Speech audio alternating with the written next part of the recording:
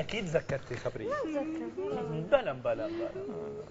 كثير. اول مره غنيتي اول لا ما هذه هي المشكله، انه انا ممكن عندي مواقف فرح في حياتي، بس مش فرح 100%، لان ما اقدرش نقول لك والله هذه قصه حلوه في حياتي، طيب. لانه نصها حلو ونصها حزن يعني وبكى، فمستحيل ما عنديش قصه تكون حلوه 100%. طب لحظه مؤثره يمكن تكون حزينه وفرحه بس اثرت فيك، عملت منك انسانه احسن.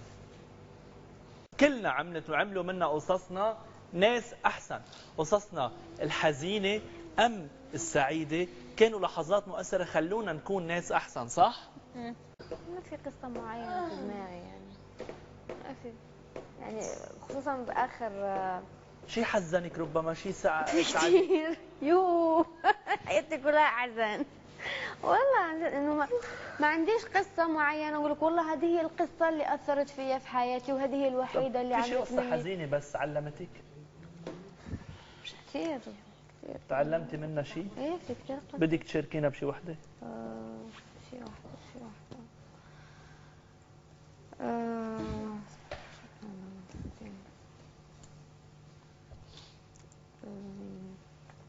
ممكن مؤخرا، مش مؤخرا يعني، صار شيء سنة أو سنتين، كان في تغير في حياتي يعني. كنت عايشة بمكان وبعدين انتقلت لمكان ثاني، وهذا المكان يعني ما كانش مكاني يعني، كنت حاسة نفسي فيه غريبة، فكنت نمر في فترة حزينة نوعا ما، حزينة وشبه كآبة يعني. فبس مش ما كنتش الوحيدة في يعني في الموقف، كان في شخص دايما بيساعدني. فوجود هذا الشخص في حياتي غير لي حياتي وغير لي من شخصيتي، كانت كنزة أخرى، هلا صارت كنزة مختلفة عن اللي كنت فيها يعني. كنت نوعا ما سلبية كثير يعني، عندي كثير نيجاتيفز في شخصيتي. فهذا الشخص تقريبا هو نقطة تحول حياة كنزة. طب شو برأيك العوامل اللي جعلت منك انك تتعلمي من تجربة سلبية تنتقلي لضفة كثير إيجابية؟ كيف شو اللي خلى هالتجربة تقطع على خير برأيك؟ فيك انت مش بالشخص يلي عم تقولي ساعدك.